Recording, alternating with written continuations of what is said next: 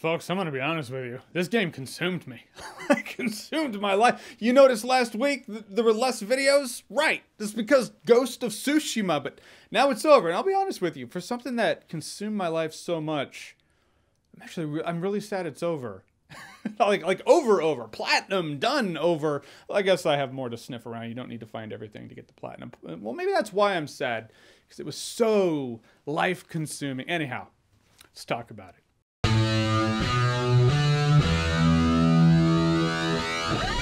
So Ghost of Tsushima it's the talk of the town, right? Like in terms of the video game world, or at least in the circles I run in, or at least my friends offline in real life. Point is, think Assassin's Creed but feudal Japan, and that is the plot. It's the Mongol invasion of Japan, starting out on this little island called Tsushima, which is a real island, actually. You know, enough video games out there are like, well, the world's not big enough. I gotta make shit up and make up a piece of land. But no, Tsushima's real. You play as a young samurai named Jin Sakai. His entire army is wiped out, and he's thought to be dead, but he's not dead.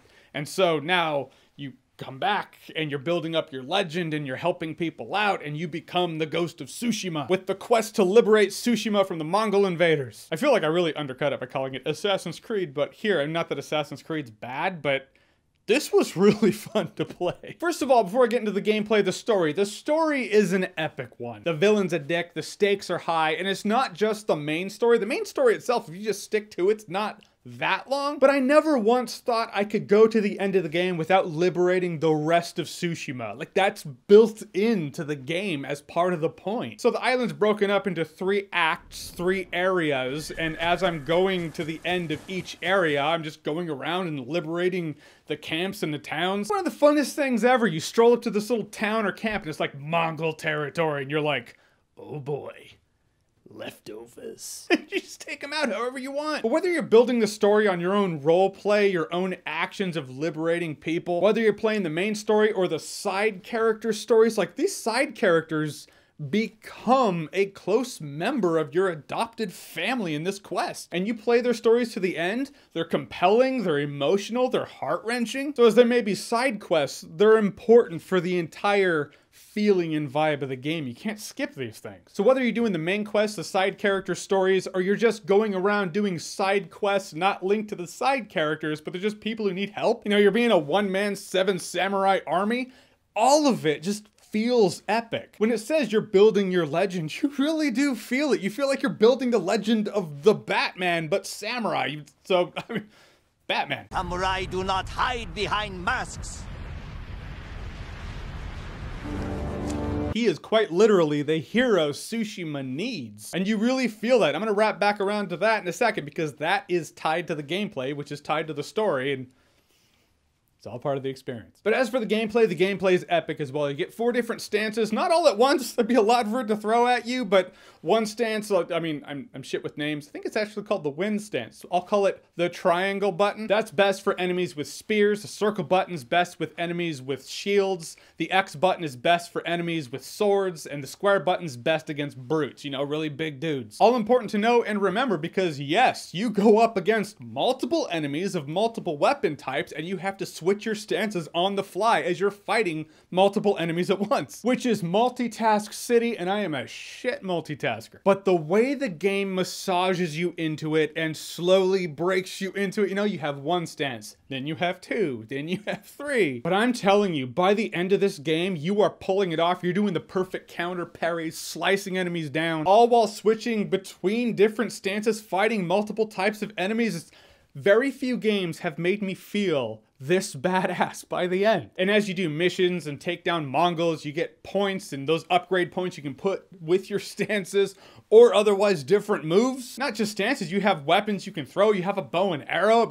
I'm baffled at how many abilities and tactics and offensive weaponry and otherwise ways to dispatch enemies this game gives one character. But wait, there's more. You don't just have to be offensive. You know, the samurai ways, you know, take someone on head on. So you can do that. You can do a standoff. You hold the triangle button down and you gotta wait for them to come at you. And when they do, you just release it, you slice them down. Then you can slice a couple other enemies as you build it up. So you can kind of choose to be the ghost you want to be. Do you want a samurai, takes people on head on? Great. Do you want to be a ronin, an assassin, to where you're like, oh, this isn't my first Metal Gear Solid game. Are you kidding me? Hide in the shadows, stealth kill enemies. You can do that too. You can do a bow and arrow, which is still in line with samurai, but still technically a stealth kill, I guess, if you really think about it. Point is, the game lets you build the ghost how you want to build the ghost. And that's what I'm talking about when I say the gameplay kind of wraps into the story, because the story, being a thick one, it really deals with choice, consequence.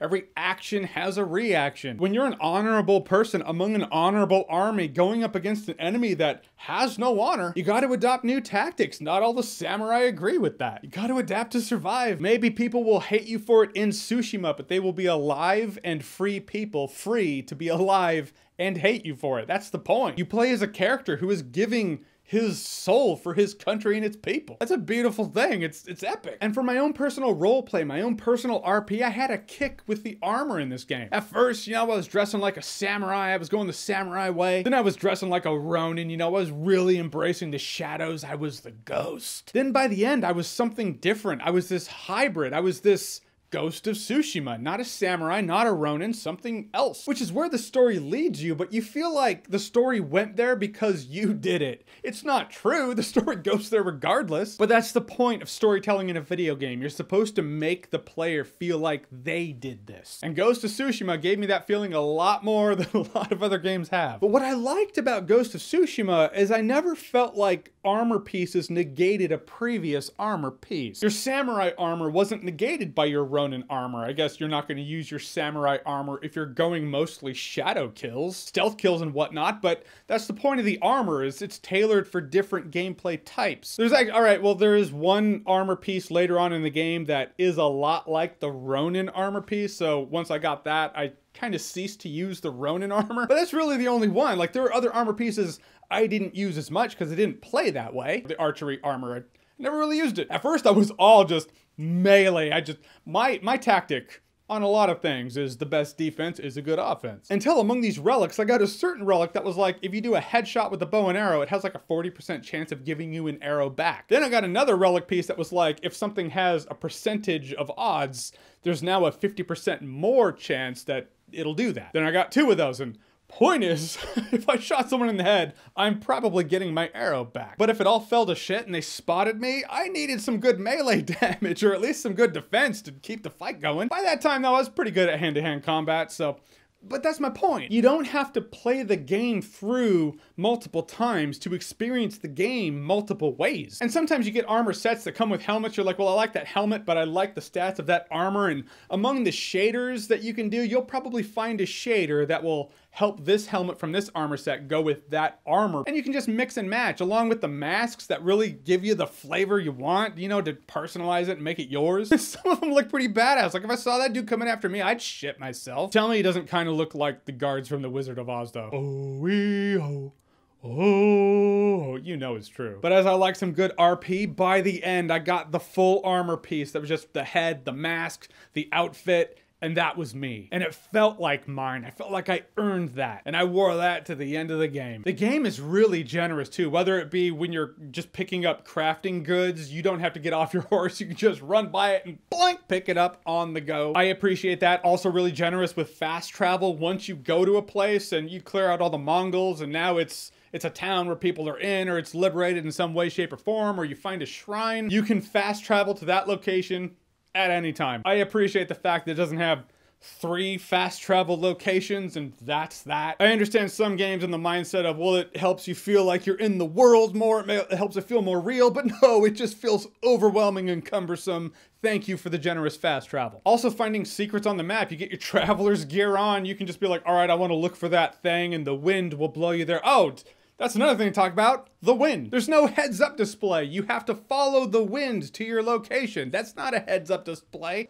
It's It's just the wind. It just adds to the mysticism and nature of it all, you know, the spiritual energy among the lore. I just love it. The one thing that was ever an annoyance in this game, and I'm talking, there's one thing, when some of these battles are going down and the camera swings around and puts the camera behind bushes or trees or other bits of debris, you're like, all right, I'm fighting blind right now. I'm just holding L1 praying to dear life. As if you don't have enough multitasking to worry about in any given fight. Now I gotta swing the camera around. You're getting hit now. But that was really the only real annoyance in this game. Every other element in this game absolutely positively worked for me. Like I said before, a great hero, the villain's a dick, the stakes are high, the characters are compelling, and when it deals with family, honor, choice, and consequence, everything just feels heavy. It has the explorative feeling of Legend of Zelda Breath of the Wild, along with complex and satisfying combat that makes you feel as badass as the Ghost of Tsushima should be. And when a game this compelling, that's this much fun, makes you feel this badass by the end, the only way to say it is Ghost of Tsushima is awesome-tacular. And I cannot leave this video without talking about Kurosawa mode. That's one of the reasons I could really go for a New Game Plus in this game, because there's a mode called Kurosawa mode in which the game completely looks and feels like a game from legendary filmmaker Akira Kurosawa. You can pop it on at any point in the game, and I always turned it on for a little bit and then turned it off because I was like, I want to play the game all the way through, all with Japanese voices with English subtitles. And I'm not just, this isn't a shader, it's not a filter to make the game look kind of different. It makes the game fundamentally feel completely different. I have no doubt this game was inspired by Kurosawa, so they didn't have to have this mode in here, but the fact that they did, and it's a mode that so completely changes the vibe of the game, it's not just fan service, it's above and beyond. I gotta give them props for including this mode. All right, so Ghost of Tsushima, have you played it? What did you think about it? Whatever you thought, comment below, let me know. And as always, if you like what you've seen here and you want to see more, click right here to say more.